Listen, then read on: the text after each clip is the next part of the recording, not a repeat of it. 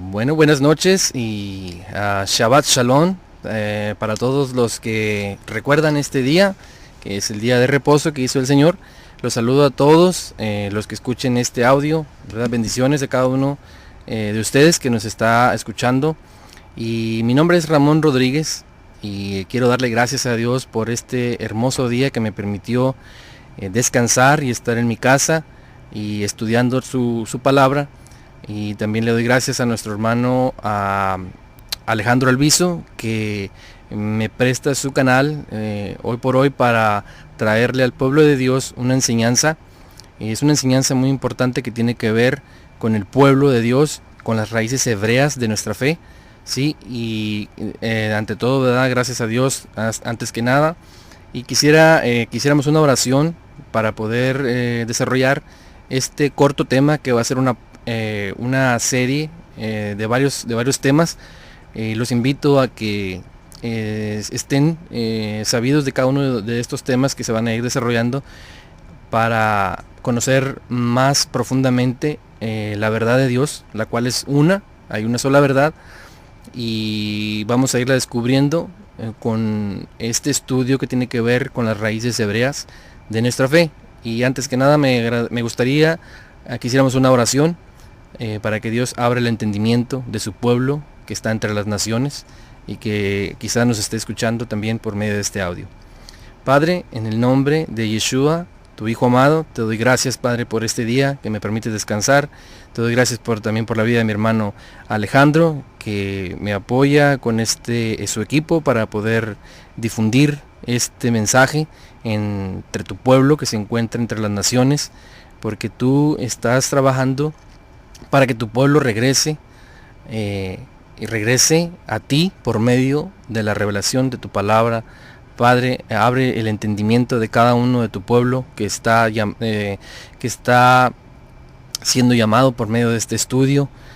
Abre su mente y su corazón para que la verdad de tu Torah, de tu palabra, encuentre lugar en su mente y en su corazón, como está escrito, que tú harás mediante el pacto renovado. Padre, en el nombre de Yeshua, usa mis labios, dame gracia, sabiduría y denuedo para desarrollar este precioso tema en este día. Amén. Bueno, Shabbat Shalom una vez más. Quisiera comenzar por este saludo, que no es cualquier saludo. Shabbat Shalom tiene que ver con el día de reposo que Dios hizo.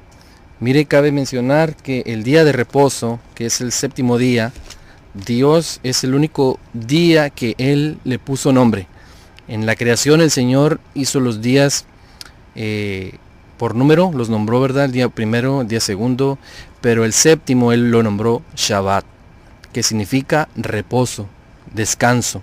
Sí, porque Él hizo los cielos y la tierra en 6 días y el séptimo Él lo descansó, reposó en Él y lo consagró a ser un día apartado de los otros 6 de la semana. Sí, y dice en Isaías, en el profeta Isaías, capítulo 58, verso 13, dice así la palabra de Dios: si retrajeres del día de reposo tu pie de hacer tu voluntad en mi día santo, y lo llamares delicia, santo, glorioso de Jehová, y lo venerares no andando en tus propios caminos, ni buscando tu voluntad, ni hablando tus propias palabras, entonces te deleitarás en Jehová, y yo te haré subir sobre las alturas de la tierra, y te daré a comer la heredad de Jacob tu padre, porque la boca de Jehová lo ha hablado. Esto es lo que dice en cuanto al séptimo día, ¿verdad? Que es Shabbat, que es el séptimo, que es el día, que es el descanso semanal. Esto dice en cuanto a ese día. Bueno, y quizá usted esté pensando, ¿verdad?, que pues esa cita se encuentra en Isaías, en los profetas. Bueno, vamos a ver una cita que está en Marcos 2:27 para ver qué dice nuestro Mesías acerca de este día. Marcos capítulo 2, verso 27. Y dice así, en el Brit HaHadashah, llamado Pacto Renovado. Sí, dice así en Marcos 2:27. Dice: Cuando los discípulos recogían espigas en el día de reposo, dijo el Señor, también les dijo, el día de reposo fue hecho por causa del hombre y no el hombre por causa del día de reposo, refiriéndose al día semanal, ¿verdad?, que tiene el pueblo de Israel para descansar cada semana, el Shabbat, el sábado. Mire, note bien que les dijo, el día de reposo fue hecho por causa del hombre, sí, en hebreo, Adam.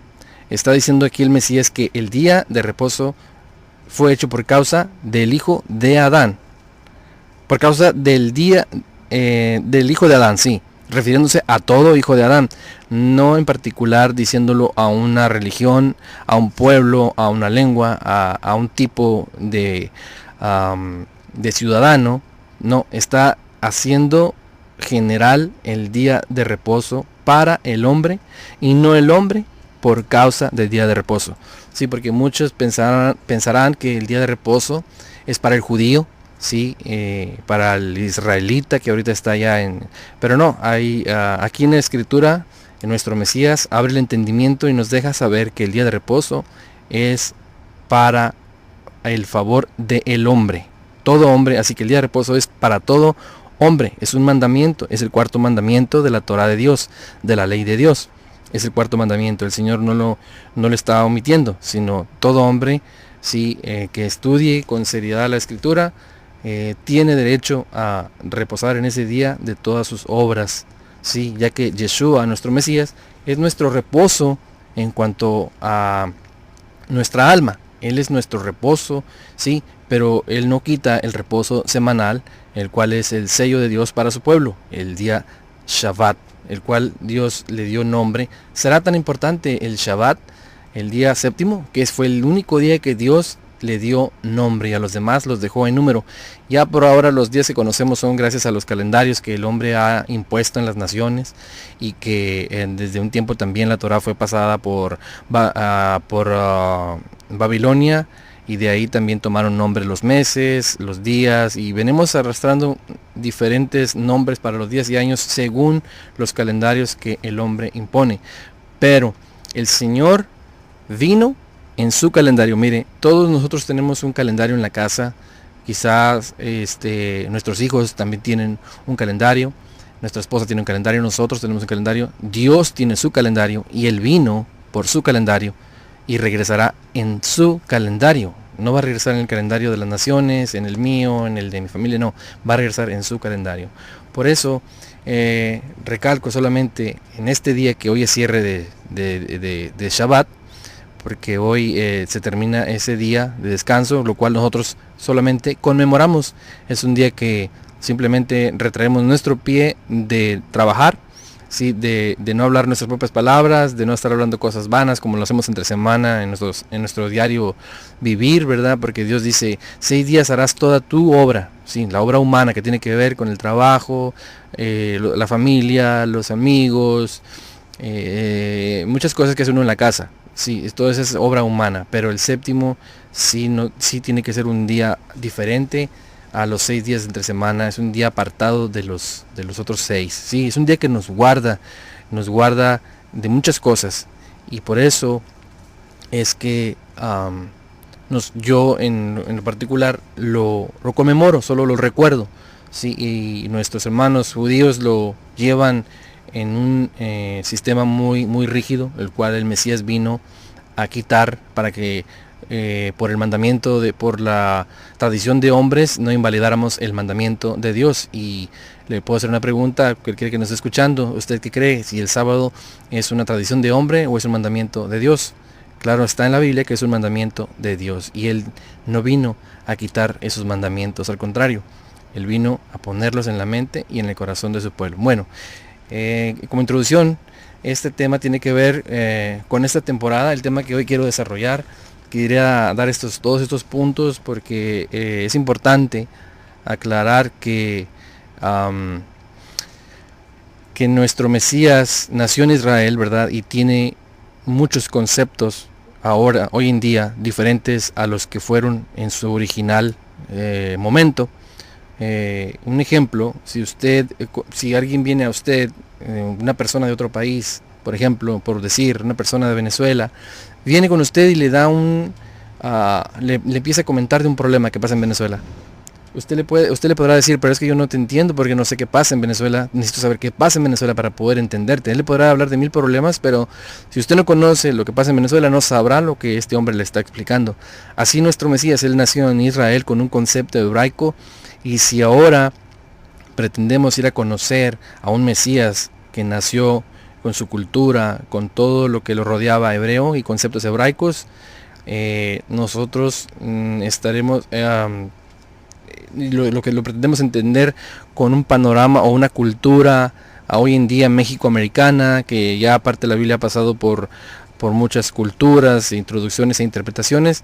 Sí, no es así de sencillo. Tenemos que ir a conocer un poco de lo que rodea a todo el entorno desde su nacimiento de nuestro Mesías, para ir entendiendo lo importante que es para nosotros el entender las raíces hebreas de nuestra fe, porque las raíces hebreas de nuestra fe descansan, así como lo comento, en el hebreo, las raíces hebreas de nuestra fe en cuanto a escrituralmente hablando. Bueno, este tema tiene que ver con esta temporada del año, en este nuevo calendario que nos impuso el hombre, porque el hombre ha cambiado los tiempos, Dios lo ha permitido, y el que lo permita no quiere decir que sea bueno. Sí, mucha gente se muere todos los días, ancianos, niños, y Dios lo permite, y no quiere decir que sea bueno, ¿ok? Y detrás de todo ello están identidades malignas con el propósito de entorpecer, de alentar, de desvirtuar la obra que Dios está haciendo con su pueblo. Sí, el pueblo de Dios que hoy por hoy está esparcido por las naciones y no puede volver a Dios fielmente por causa de que este mundo le fue entregado en sus manos al príncipe de este mundo, y él se ha encargado de cambiar los tiempos y la ley, como está escrito. La ley, llamada así por el griego, ¿sí? La escritura fue traducida del hebreo al griego, al latín y así a los diferentes idiomas del mundo. Pero es importante saber los conceptos que están en hebreo, porque muchas veces en griego ya no pasaron muchos conceptos se quedaron ahí y los omitieron, y solamente ciertos conceptos fueron traducidos al griego, pero muchos se quedaron en el hebreo porque no se pudieron traducir. Y déjeme decirle que los pequeños detalles son los que hacen las grandes diferencias. Y es importante en esta hora mostrar lo que a la ley se refiere. ¿Sí? La ley significa en hebreo Torah, quiere decir en hebreo Torah. Hoy la conocemos como ley gracias al griego, pero en hebreo se dice Torah, lo que es los 5 libros del llamado Antiguo Testamento. Pero esos 5 libros del Pentateuco, Génesis, Éxodo, Levítico, Números y Deuteronomio, se llaman Torah en hebreo. Significan instrucción, solamente eso significa instrucción. ¿Ok? Mira la diferencia de ley a instrucción. ¿Qué ladrón irá a leer la ley, sí, para no quebrarla? Nadie. Simplemente el hecho de oírlo como ley da terror, sí. Pero cuando usted va a crear algo y aparece un instructivo por ahí, qué bien le viene a sus manos tener en sus manos el instructivo para poder crear eso. ¿Ok? Entonces la Torah significa instrucción de Dios para su pueblo. Así que conociendo estos conceptos que están en el hebreo, llama la atención muchas veces a las personas a estudiar más, porque ahora con el instructivo podemos encontrar muchos detalles, ¿verdad? Que estamos pasando por alto, y a veces nos dejaban esos huecos teológicos, sí, que a veces no nos dejaban entender más allá. Este tema yo quiero decirle que es para personas que ya estudian más profunda la palabra de Dios. Sí quiero mencionar que cualquiera que esté escuchando este audio ya estudia, ¿verdad? Es para ese tipo de personas que siempre se han preguntado que hay algo más, para esas personas que no se conforman a cada semana, sino que siempre están pensando en su corazón y en su mente que hay algo más. Bueno, este estudio, una de esas cosas que tú buscas, que hay más, déjame decirte que en este estudio hay muchas de esas cosas que vas a encontrar que quizá estabas buscando o haciéndote preguntas, que tiene que ver con las raíces hebreas de nuestra fe. ¿Ok? Entonces la palabra Torah en hebreo también se compone y tiene la raíz con las palabras flecha y arco.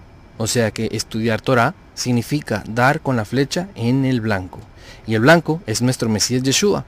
Y él nos dijo en el Brit HaHadashah, o sea, pacto renovado, sí, él nos dijo ahí en Mateo capítulo 5, en capítulo 5, verso 17, nos dice así, en el Nuevo Testamento 5:17, no penséis que he venido para abrogar la ley o los profetas, no he venido para abrogar, sino para cumplir. Bueno, ya teniendo en cuenta qué quiere decir la palabra ley, bueno, ahora él mismo dice, no piensen, sí, no piensen que he venido para abrogar la ley, o sea, la Torá, la instrucción, sí, él no la ha venido a quitar, o los profetas, no la ha venido a quitar, sino la ha venido a cumplir, sí, porque hoy en día se maneja que la Torá, la ley, ya no es válida, ya esa la cumplió el Mesías y nosotros no tenemos que cumplirla. Bueno, pues mire, el Mesías deja muy en claro que no la vino a quitar, al contrario, vino a cumplir lo que estaba escrito de él. Allí en Mateo 5, verso 28, el Señor aclara esto. Dijo en Mateo 5:27, perdón. Dice, oísteis que fue dicho, no cometerás adulterio. ¿Ok? ¿Dónde encontramos eso? No cometerás adulterio. Está en los 10 mandamientos, el 7º mandamiento. No cometerás adulterio. Ok, bueno, eso está en la Torah, en la ley de Dios. Dice en el verso 28, pero yo os digo que cualquiera que mira a una mujer para codiciarla y ya adulteró con ella en su corazón. Ok, entonces, ¿dónde está poniendo el Mesías? La Torah, la ley, la instrucción. ¿La está quitando? ¿La está aboliendo? ¿O la está renovando? Ese es el nuevo pacto. El pacto renovado le está dando un diferente concepto. La introdujo en nuestra mente y en nuestro corazón. Dice el verso 28. Pero yo digo que cualquiera que mira a una mujer para codiciarla y ya adulteró con ella, ¿en dónde? En su corazón. ¿Por qué? Porque el mandamiento, lejos de estar abolido, lejos de estar ya para que nosotros no lo cumplamos, ahora está en nuestro corazón, ¿sí? Ahora nosotros, la instrucción que el Mesías es la Torah viviente, él la pone en nuestro corazón porque su espíritu está en nosotros y su espíritu es el que está ahora en nuestro corazón, o sea, el espíritu de la Torah viviente está en nosotros, lejos de quitarla, al contrario, vamos a amar los mandamientos, cada uno de los 10 mandamientos van a ser parte de nuestra vida, ya no vamos a tener que preguntar sí, a alguien con más conocimiento que nosotros, si está mal robar, si está mal adulterar, si está mal tener otros dioses ajenos, si está mal trabajar 8 días a la semana, porque así le gusta a la gente aquí en lo que respecta en Estados Unidos, que si hubiera 8 días a la semana, 8 días trabajara. Sí, no hacen reposo, no descansan de su cuerpo, no y hacen de todo. Entonces ya no tendríamos que preguntar porque el espíritu del Mesías que está en nosotros, que es la Torah viviente, nos lleva a amar el mandamiento y ya no nomás a hacerlo, sino a amarlo y buscar hacerlo. Es así como está escrito en su palabra. Si entendemos esto, ¿verdad? Que tenga oídos para oír, oiga, porque son palabras que el Señor nos da luz para entender, nos alumbra el entendimiento para que podamos entender que Él no vino a quitar la Torá ni los profetas, dijo que Él ha venido a cumplir. Y cuando habla de cumplir, no habla de quitar, porque cuando dice que Él tiene que venir a cumplir toda justicia también, entonces ya la justicia también ya la quitó. No, cuando habla de cumplir, es cumplir lo que está escrito de Él. Pero Él dijo ahí, mire, en el capítulo 5, verso 18, después de haber dicho que no penséis que he venido para quitar, en el verso 18 dice, porque de cierto os digo que hasta que pase el cielo y la tierra, ni una yot ni una tilde pasará de la Torah o de la ley hasta que todo se haya cumplido. ¿Sí? Y todavía no se ha cumplido todo, el Mesías está por venir, así que su Torah sigue vigente, su Torah, la Torah de Dios, ¿sí? Porque cabe resaltar que la Torah estaba llena de tradiciones de hombres que la rodeaban para que no cualquiera viniera, ¿sí?, a ultrajar los mandamientos de Dios, para que no cualquiera. Entonces el pueblo judío creó esta serie de reglas humanas, tradiciones de hombre, que son la Torah oral, ¿sí?, llamado así, o ley oral. Esa ley el Señor sí la vino a desafiar, para que la Torah de Dios se cumpla en los corazones de las personas, ¿sí?, porque el Señor no va a invalidar los mismos mandamientos de su Padre. Entonces, entendiendo esto, que la Torah es y cada uno de los mandamientos para todo hombre, ¿sí?, que venga que venga siendo impulsado por el Espíritu del verdadero Mesías, ya no son mandamientos a cuestión de orden, sino de amor, porque el mandamiento produce amor en nosotros. Eso es el fin de la Torá, producir amor en cada uno de nosotros. ¿Ok?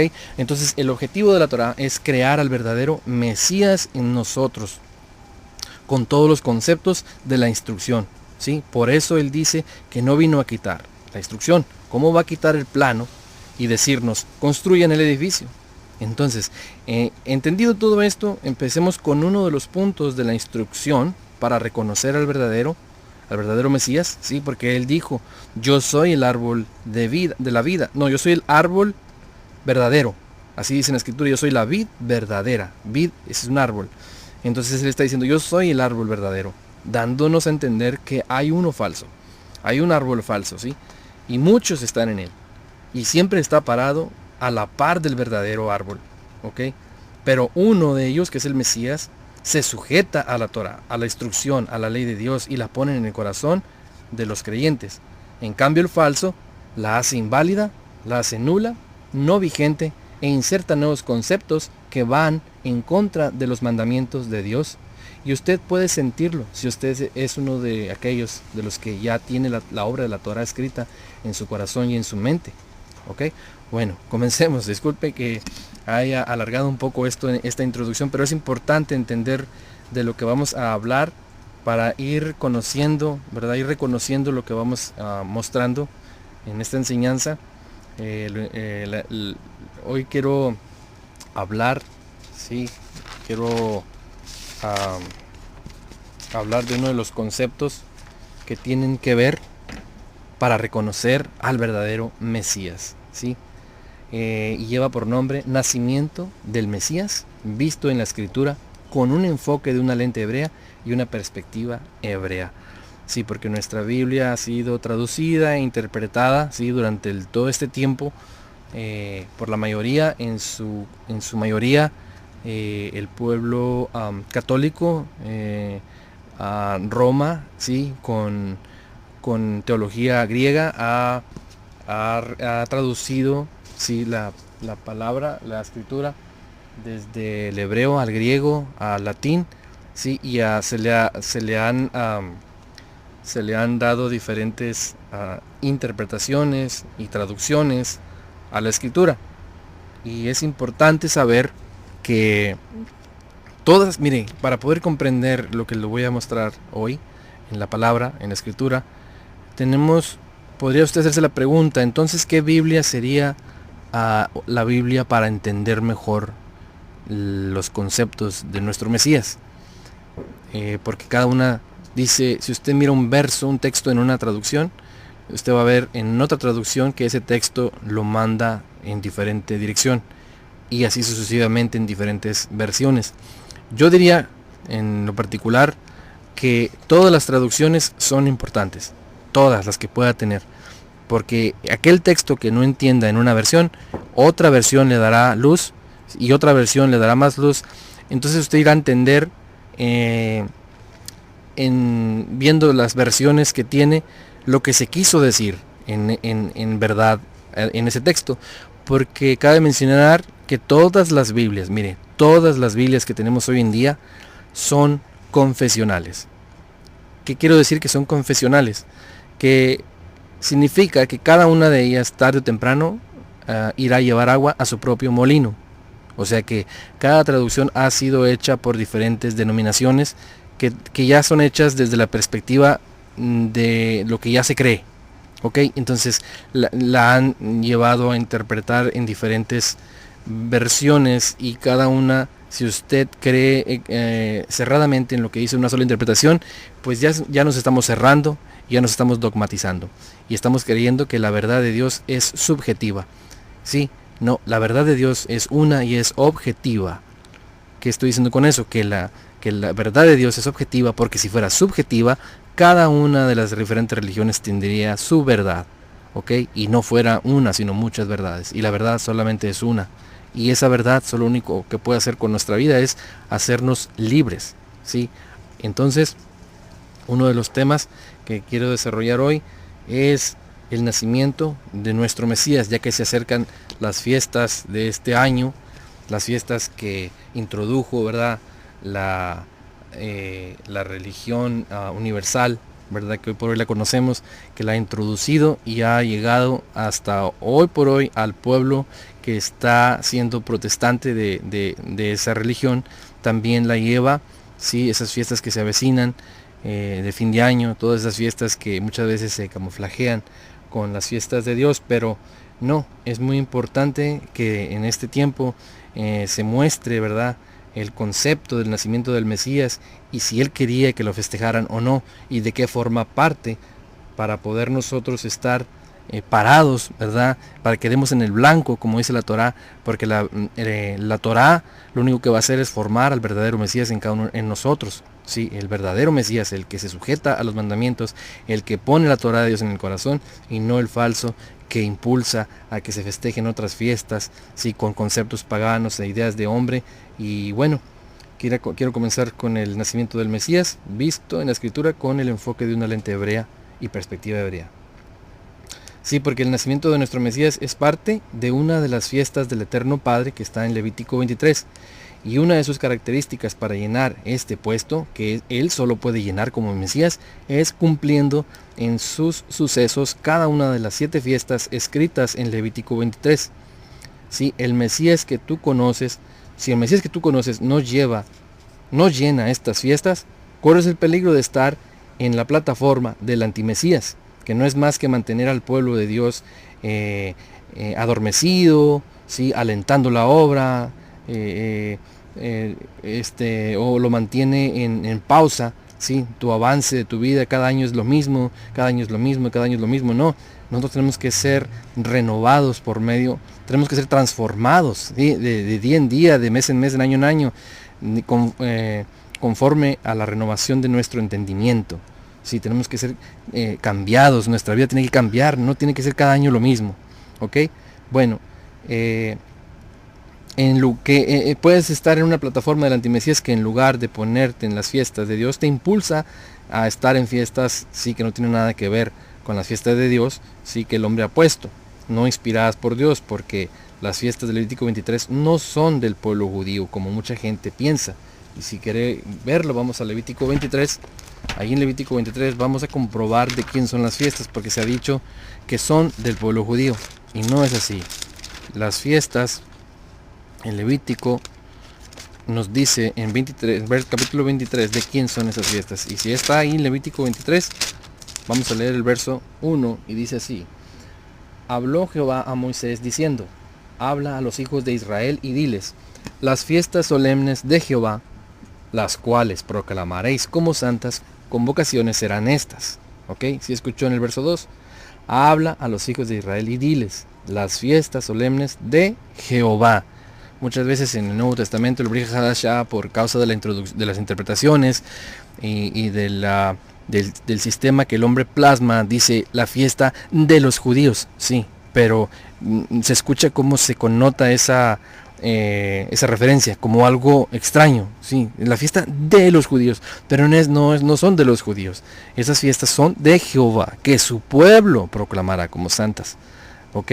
Entonces el Mesías tiene que llenar cada una de estas fiestas, porque mire, déjeme le adelanto así rápidamente que el Mesías vino en una de las fiestas, murió en una de sus fiestas, ¿ok? Mire, ponga en su mente el número 7, que son las 7 fiestas, ¿ok?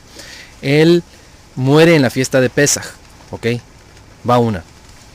Luego es puesto en la tumba durante la fiesta de los panes sin levadura. 2. Luego resucita en la fiesta de Bikurim, que es la fiesta de los primeros frutos. Ya van 3.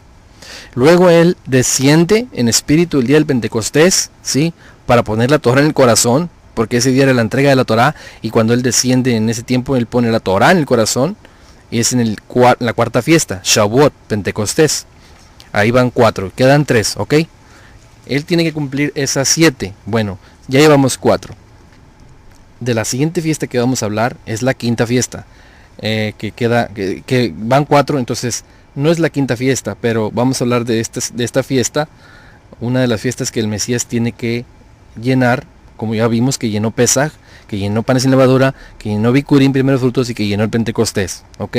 Porque él tiene que estar en medio de esas fiestas. El enemigo lo que quiere es estorbar a las fiestas. Cuando Pedro estaba tratando de detener al Mesías que fuera a morir, ¿sí? Pedro estaba estorbando a la fiesta de Pesaj, porque si el Mesías se sale de las fiestas, ya no está en el calendario de Dios, ya no está, se sale de las fiestas, ya no es el verdadero Mesías. El verdadero Mesías, las claves son, una de ellas, las fiestas. Él tiene que llenarlas. Esas son una de sus credenciales como verdadero Mesías, ¿sí? No llenar otras fiestas y decir que él nació en esta otra fiesta, y no. Esas fiestas que nacieron en esas fiestas así llamadas paganas, fiestas del hombre. En esas fiestas, por ejemplo, en diciembre nació un dios, el hijo del sol, en Roma. Es el dios que se adora en Roma, pero ahora se le ha dado esa, ¿cómo se dice? Se le ha dado ese maquillaje, sí, de llevar y poner al verdadero Mesías que nació en esa fecha, pero no, el Mesías ni tiene por qué nacer en esa fecha, y luego muchos dirán, no, pues para mí no me importa, para mí es igual. Pues déjenme decirle que no debe ser así. No debe ser así, no debe de pensar así, que le da igual, porque el Mesías es, las fiestas de Dios son el plan maestro de Dios para su pueblo, y las fiestas de Dios no deben de ser tomadas hacia la ligera, porque si no estaríamos parados fuera de un Mesías que es el verdadero Mesías, ¿verdad? Y bueno, vamos a ver uno de los pasajes bíblicos, bueno, 3 puntos que nos llevarán por medio de pasajes bíblicos a entender que el Mesías nació, ¿sí?, en esta otra fiesta llamada la fiesta de los tabernáculos, la fiesta de las cabañas, o la fiesta de Sukkot, ¿sí? Es importante saber cómo el Señor llena esta fiesta, ¿sí? Porque no nació en esa fiesta nomás para que uno diga nadie sabe, nadie supo, sino porque son el plan de Dios, el plan maestro de Dios para su pueblo. Cada uno que se conecte con estas fiestas estará parando en la esencia del verdadero Mesías, que no nos dejará estar ociosos y no nos dejará estar ocupado el corazón con fiestas que no tienen nada que ver con Dios, sino que nuestro corazón se ocupará de verdad en estar en el camino de Dios. Porque déjenme decirle una palabra que tiene que ver con arrepentimiento. La palabra arrepentimiento en griego, en la teología griega, significa dar la espalda al pecado. ¿Ok? Con énfasis en darle la espalda al pecado. Pero arrepentimiento en hebreo, ¿sí?, significa caminar hacia Dios. Con énfasis en caminar hacia Dios. Y cuando uno camina por los mandamientos, uno está caminando hacia Dios. No simplemente le está dando la espalda al pecado. Sí, ya le dimos la espalda al pecado, ahora es tiempo de caminar hacia Dios. Con énfasis en caminar hacia Dios. Así que sí es importante observar cada uno de estos conceptos para estar parados en el verdadero Mesías. Y lejos con este tema, lejos de que una persona se confunda, o lejos de minorizar la obra de Dios que está haciendo en estos días, al contrario, son para profundizar más, ¿sí?, para enaltecer más la obra que está haciendo. Porque todos hemos entrado por diferentes conceptos y no podemos negar ahora que estamos en estos conceptos, ¿verdad? Que lo que aprendimos anteriormente estaban erróneos, sino que estamos avanzando, ¿sí? Estamos avanzando, y por eso les digo que este estudio es para todo aquel que estudia, al cual por medio del estudio se le forjan esos puntos de referencia que lo llevarán a entender estos preciosos temas que descansan en la rica savia del hebreo. Y bueno, vamos a ver los pasajes bíblicos que nos llevan a entender el nacimiento de Yeshua, ¿sí? Si usted mira ahí en Lucas capítulo 1, verso 5. Vamos a ver el primer punto, porque el Mesías nació en esa fecha, en ese mes. En Lucas capítulo 1,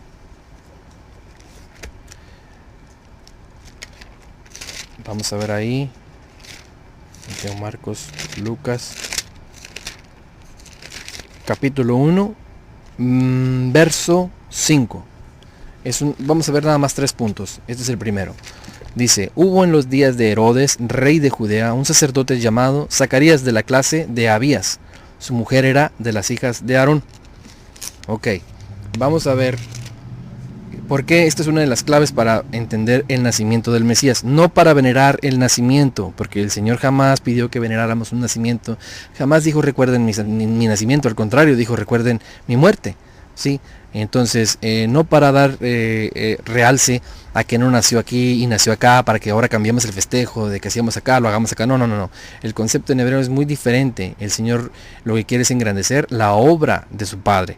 Entonces, dice, hubo en los días de Herodes, rey de Judea, un sacerdote llamado Zacarías, de la clase de Abías. Eso es importante recalcar. Su mujer era de las hijas de Aarón y se llamaba Elizabeth. Muy bien, Zacarías era de la clase de Abías, ¿sí? Dice aquí que este Zacarías, ¿sí? Vamos a leer el verso 6. Ambos eran justos delante de Dios y andaban irreprensibles en todos los mandamientos y ordenanzas del Señor. Pero no tenían hijo, ¿ok? Zacarías y Elizabeth no tenían hijo. El sacerdocio, aconteció que ejerciendo Zacarías el sacerdocio delante de Dios según el orden de su clase, o sea que Zacarías era un sacerdote del templo que tenía su orden, ¿sí? Según la clase de Abías. ¿Ok? De aquí vamos a ver qué clase era Abías. Vamos a ver qué tiempo le tocaba a Abías hacer su orden en el templo. Sí, de los que... Es que Abías era uno de los sacerdotes que el rey David puso en el templo para que oficiaban por familias en el templo, para servir en el templo, y a Abías le tocaba la octava orden. Mire, vamos a ver ahí primer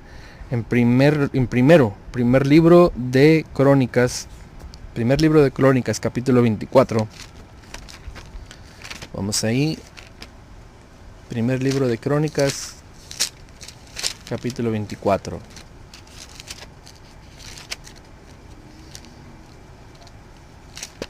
Dice en el primer libro de Crónicas, capítulo 24, esto es para encontrar la orden de Abías, el de donde descendía Zacarías, para saber qué orden le tocaba y en qué mes caía, y así entender el nacimiento del Mesías. Bueno, dice en el primer libro de Crónicas 24, verso 10. Dice, la séptima a Cos, la octava a Abías. Bueno, hay que entender en el contexto qué está pasando aquí.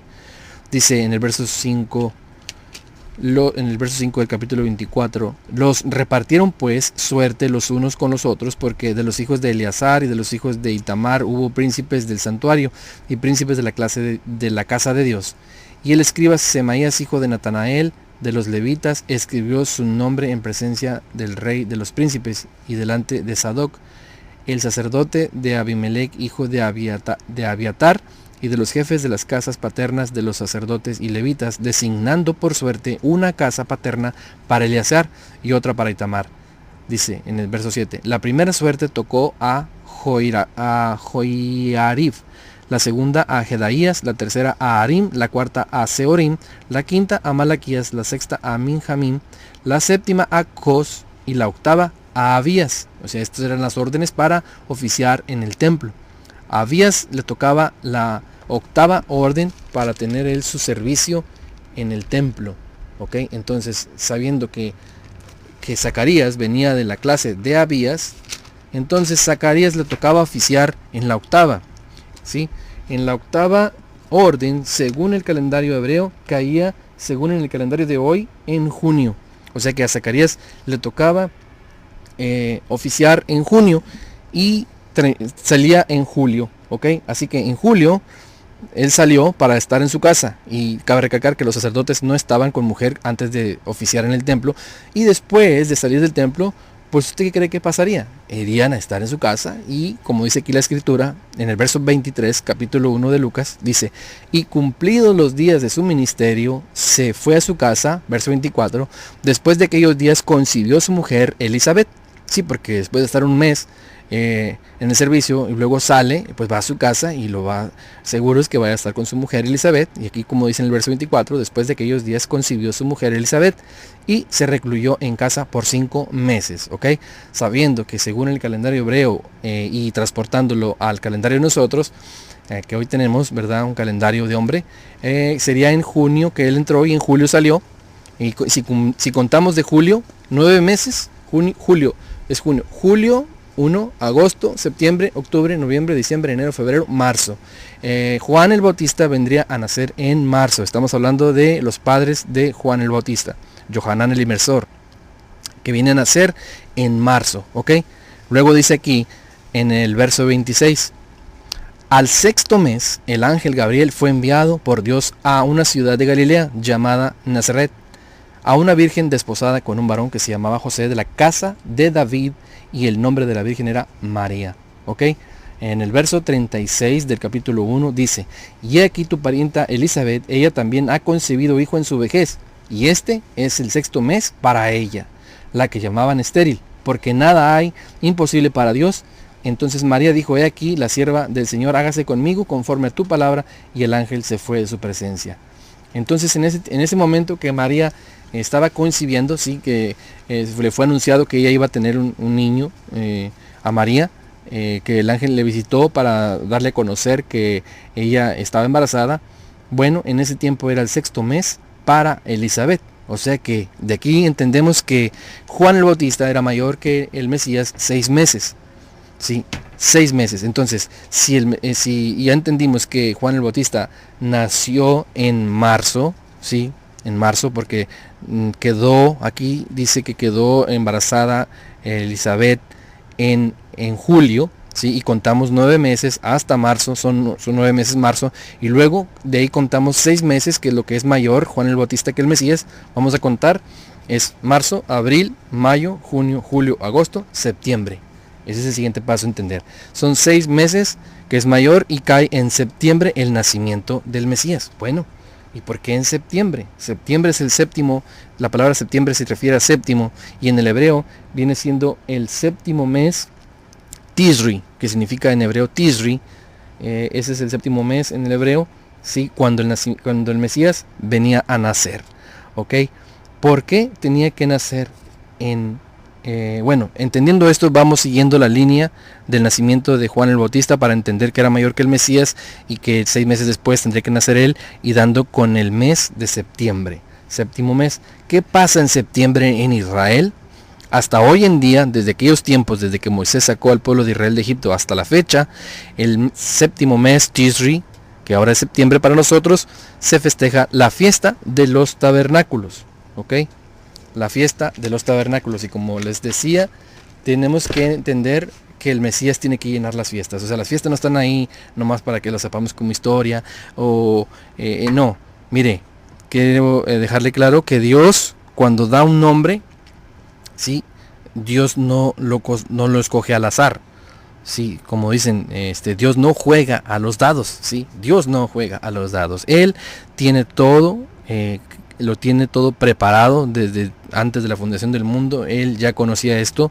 Entonces él, cuando da un nombre, es porque en el nombre está el objetivo, ¿sí? El hombre cambia el nombre, cambia el objetivo, ¿ok? Entonces, entendiendo esto, tenemos que entender que el Mesías nació en esta fiesta llamada la fiesta de los tabernáculos, ¿ok? Pero en hebreo esa palabra significa la fiesta de Sukkot. ¿Y qué es Sukkot?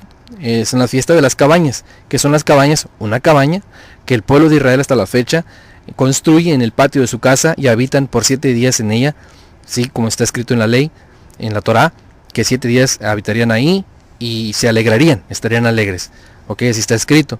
Entonces, María, entonces, ya cabe resaltar que todo lo que hoy vemos es cultura general de Israel. Para poder entender eso tenemos que entender y conocer las fiestas en Israel, porque si esto lo vemos en nuestra Biblia, que hoy ha sido traducida e interpretada, y nosotros no conocemos nada de lo que pasa en Israel, pues nosotros vamos a asociar, sí, todo con lo que hoy en día conocemos en nuestro entorno, y no es así. Tenemos que conocer esa plantilla que está en Israel para poder que el mapa que tenemos hoy nosotros tenga relación. Entonces, el Mesías viene siendo el tabernáculo de Dios en la tierra. Él tabernaculizó entre nosotros, por eso Dios pedía que ese pueblo hiciera ese tabernáculo en el desierto, porque Dios pensaba habitar con los hombres. Cuando el Mesías viene a nacer en esa fiesta, Él viene a llenar esa fiesta que es la fiesta de Sukkot, Sukkah, tabernáculo, lugar para habitar. O sea, Dios habitó entre nosotros en Yeshua nuestro Mesías. Por eso, lejos de que él haya nacido en un pesebre, bueno, fue puesto en un pesebre, pero que haya nacido en un establo de vacas y de animales sucios, eso es una historia, sí, que tiene que ver con la interpretación de la Biblia que nos ha heredado y con sus conceptos la religión universal. Ok, no estoy diciendo que esté mal. Tenemos que ir profundizando, ¿sí? Y como dice Pablo, dejando atrás lo que queda atrás y echando mano a lo que está enfrente. Hay que avanzar en este conocimiento porque el enemigo lo que quiere es entorpecer la obra, desvirtuarla, alentarla, y el enemigo siempre quiere que el pueblo esté desconociendo a su Dios y a su Mesías, porque manteniéndolo así el pueblo está dormido. Pero cuando vamos avanzando, como le decía en el hebreo, significa caminar hacia Dios. Hermanos, lo único que estamos haciendo es hacernos libres, porque la palabra en su totalidad lo que hace es hacernos libres, no para libertinaje, sino para ser libres en el Mesías, con la libertad que dice la libertad del Mesías, la palabra. Entonces, esa fiesta es la fiesta de los tabernáculos. Habíamos contado 4, entonces aquí ya son 5 fiestas, ¿ok? El Mesías nace en la fiesta de los tabernáculos, en la fiesta de Pesaj, en septiembre, en la fiesta de los tabernáculos, en la fiesta de Sukkot, ¿sí? Muere en Pesaj, es puesto en la tumba en panes sin levadura, es otra fiesta alta, resucita en los primeros frutos y viene en el Pentecostés. 5 fiestas que nuestro Mesías llena, quedando pendientes 2 fiestas más. Esas 2 fiestas se llaman la fiesta de las trompetas y la fiesta del día de expiación. La fiesta de las trompetas, que es la siguiente fiesta, ya el Mesías no la completó porque él ascendió. Entonces, según el Nuevo Testamento, el Brit Hadashah, nos dice Pablo que el Señor vendrá al toque de la final trompeta. Qué casualidad que es la fiesta que está pendiente, que es la que el Mesías no llenó. Sí, la dejó pendiente como una cita de Dios para su pueblo. Por eso le recalco, las fiestas de Dios son el plan de Dios maestro, son el plan maestro de Dios para su pueblo, y si nosotros no estamos en ellas, como dice la Biblia, que son sombra de lo que ha de venir, ¿sí? Si no estamos ni siquiera en la sombra, pues entonces ¿en dónde estamos? Entonces, después viene la fiesta del día de expiación. Ok, esa fiesta está para perdonar al pueblo, ¿sí? Al pueblo judío. Ahí es donde va a ser perdonado ese pueblo, porque ese pueblo no podía aceptar al Mesías en su rol que vino, porque no estaba ese pueblo con los ojos abiertos para verlo, porque si ellos lo ven, se acaba la redención de Israel que está entre las naciones. ¿Ok? El Señor siempre está hablando de un solo pueblo y siempre se refiere a un pueblo que le dio la espalda a la Torá, a la instrucción, ¿sí? No le está hablando a un pueblo que no tiene nada que ver con su Torá. Sin embargo, él no hace acepción de personas, ¿sí? Porque así como el pueblo de Israel entró en Egipto y salió, ¿sí? Salió con muchos pueblos aledaños que no tienen que ver con Israel sangre, ¿ok?